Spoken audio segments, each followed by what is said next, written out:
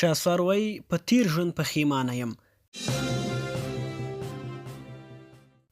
د پاکستان پخواني هنرمند شهسوار په پېښور کې د مشال راډیو سره په یوه تازه مرکه کې د فن او تبلیغ په تړاو خبرې کړې دي. 26 کلن شهسوار چې پخوا یې د سندرې ویلې، اوس یې تازه تبلیغ ته مخه کړې.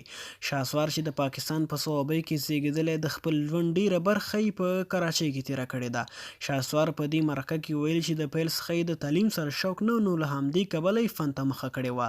نوموړی وایي فن یې په کراچۍ کې د استاد ظفر علي خان څخه زده کړی و، چې وروسته یې د فن پیل له خیبر پښتونخوا څخه کړی و. شهسوار په مرکه کې وړاندې وایي چې د سندرو سره سره یې په فلمي نړۍ کې هم کار کړی دی. د 10 فلمونو یادونه کړې چې د فن په دوره کې پکې کار کړی و، چې تر ټولو ښه فلم یې په اردو ژبه د رسامي په نوم و، چې له همدې فلم وروسته یې تبلیغ ته مخه کړه. شهسوار وایي 2.5 کاله مې د یو سندرغاړي یا فنکار په توګه کار وکړ، چې سخت پرې پښیمانه یم. شهسوار چې عمر یې اوس نږدې 26 کاله دی، د تېر ژوند په تړاو وایي چې هسې فضول ژوند مې تېر کړی و. د مرکې په یوه څنډه کې ویلي چې فنکاران زموږ بچو ته ښه سبق ورښيي. شاعران اشعار لیکي، لوی شاعران تېر شوي.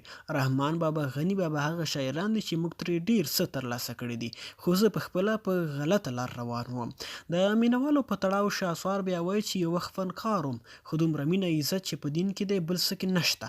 دی زیاتوي چې مینوال مې له هغې زیاته مینه راکوي، او څوک راته امیر صاحب، څوک راته مولوي صاحب، او څوک راته بیا کاري صاحب هم وایي.